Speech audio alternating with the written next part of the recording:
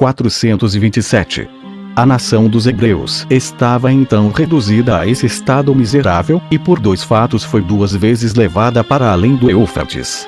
A primeira, quando sob o reinado de Oséias, rei de Israel, Salmaneser, rei dos assírios, depois de tomar Samaria, levou escravas 10 tribos. A segunda, quando Nabucodonosor, rei dos caldeus e dos babilônios, depois de tomar Jerusalém, levou as 2 tribos que restavam. Salmaneser, porém, mandou para Samaria, da longínqua Pérsia e da Média, os chuteenses, para que a habitassem. Nabucodonosor, por sua vez, não mandou colônia alguma para as terras das 2 tribos que derrotara. De modo que a Judeia, Jerusalém e o templo ficaram desertos durante 70 anos. E assim, passaram-se 130 anos, 6 meses e 10 dias desde o cativeiro das 10 tribos que formavam o reino de Israel e o das 2 que formavam o reino de Judá. 428. Daniel 1.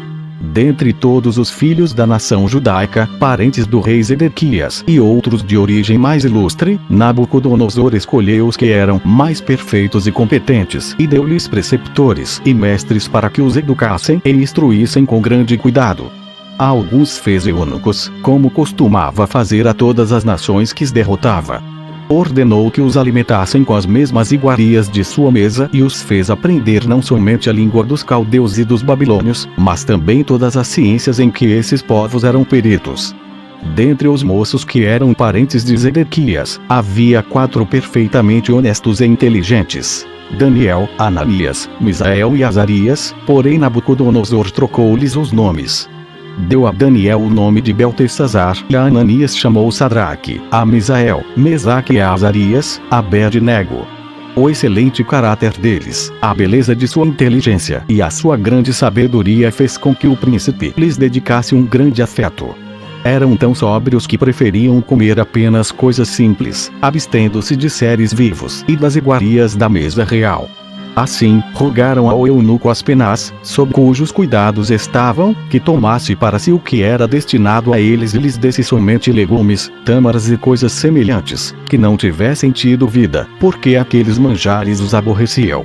Ele respondeu que faria de muito boa vontade o que eles desejavam, mas temia que o rei viesse a percebê-lo pela mudança do rosto deles, porque a cor e a face têm sempre relação com o alimento que se come. Isso seria ressaltado ainda mais pela diferença entre eles e os outros moços, alimentados com melhores iguarias.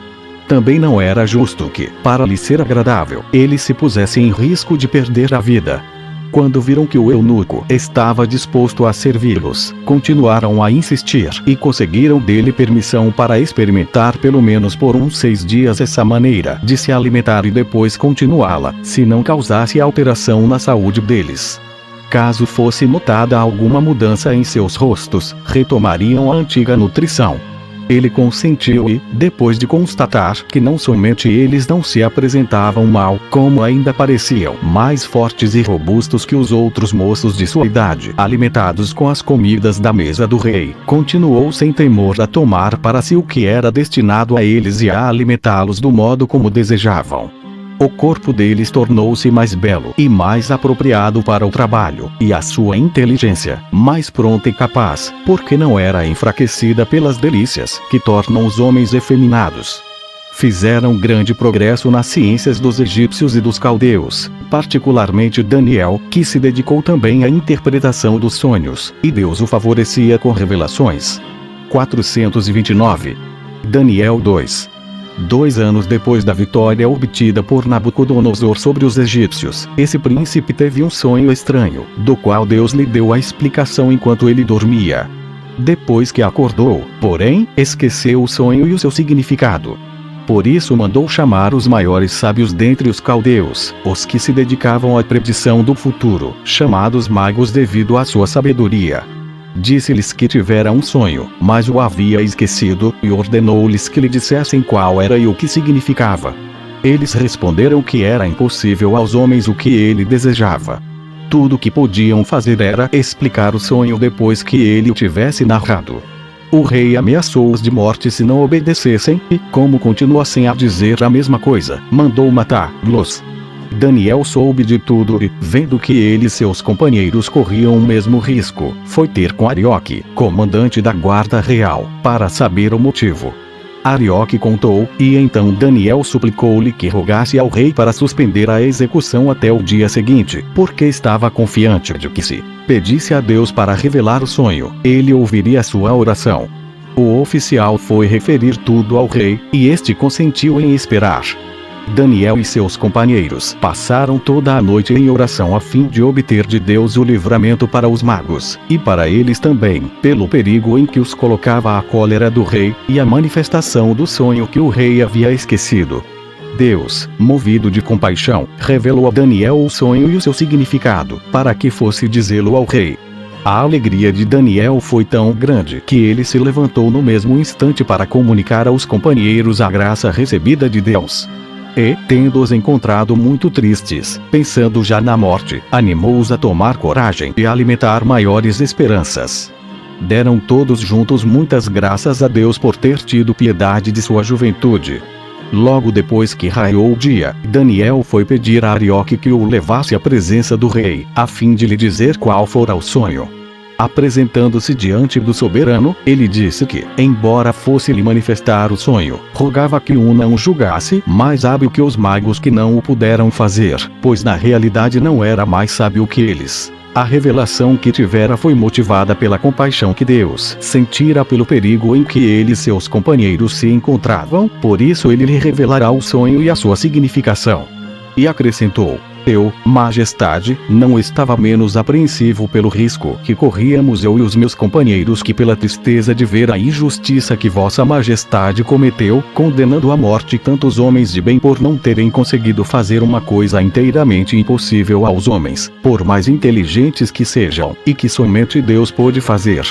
E vossa majestade não estava menos apreensivo pelo risco que corria, e estava ansioso para saber quem dominaria depois de vossa majestade sobre todo o mundo. Deus, para vos fazer conhecer esses monarcas, fez-vos ver em sonhos uma grande estátua, cuja cabeça era de ouro, os ombros e os braços de prata, o ventre e as coxas de bronze e as pernas e os pés de ferro.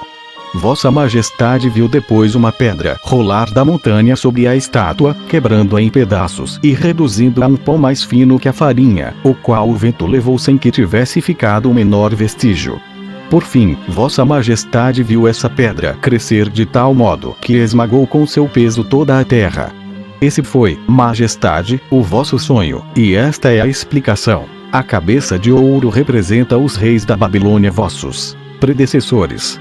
Os ombros e os braços de prata significam que o vosso império será destruído por 2 reis poderosos. As coxas de bronze dizem que outro rei, vindo do lado do ocidente, destruirá esses 2 reis. As pernas e os pés de ferro mostram que, sendo o ferro mais duro que o ouro, a prata e o cobre, virá um outro conquistador, que subjugará esse. Daniel explicou também a Nabucodonosor o que significava a pedra, mas como o meu intento é narrar somente coisas passadas, e não as que estão por se realizar, nada mais direi.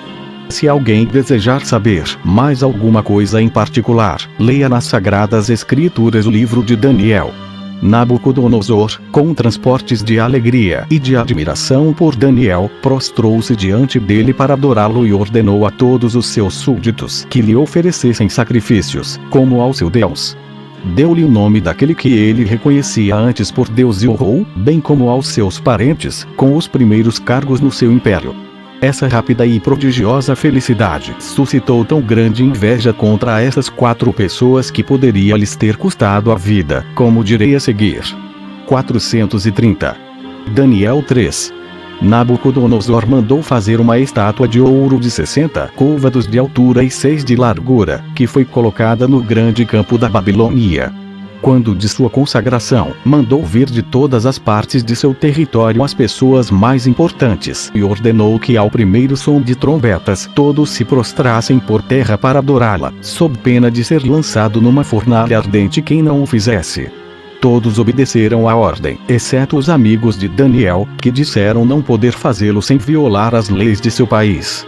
Imediatamente acusaram-nos, e foram lançados na fornalha. Mas Deus os salvou por um efeito de seu infinito poder. o fogo, parecendo reconhecer a sua inocência, respeitava-os, em vez de consumi-los. Eles venceram as chamas, e tão grande milagre aumentou ainda mais o respeito e a estima que o rei já lhes devotava, porque os considerava pessoas de virtude extraordinária e muito particularmente queridos de Deus.